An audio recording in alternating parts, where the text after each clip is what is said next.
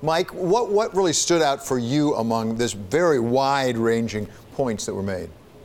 I think Powell went into this trying not to lead the markets in any particular direction, and maybe he didn't do quite as good a job as he wanted to, or maybe just that the markets heard what they wanted to hear. But we leave the first day of the Humphrey Hawkins, or the hearings formerly known as Humphrey Hawkins, with the markets now pricing in almost a fourth rate increase for the year, because Powell was fairly strong in saying he thinks the economy is going to expand at a faster pace, and that's going to drive up inflation.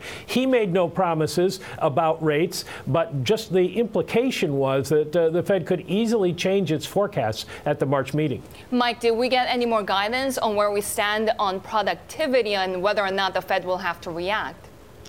No, he did suggest that obviously if you put more money into business investment, you should get more productivity out of it, but he couldn't put a time frame on that, and he didn't suggest that we're automatically going to see it. Actually, he avoided specifics on most of those questions, like how much more productivity we'll get, how much more growth we'll get, how much more inflation we'll get. He just said we should get more of all of those.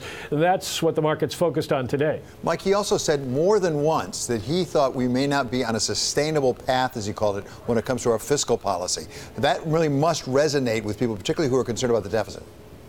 Well, it's interesting. You read into that what you want, because he did not really tie it to the tax cuts or the additional spending that the government is undertaking. He tied it more to entitlement programs and what's coming down the pike as more baby boomers retire. He did say many times that you need to take account of the fiscal situation in the U.S. and, as you mentioned, that they need to get on a sustainable path.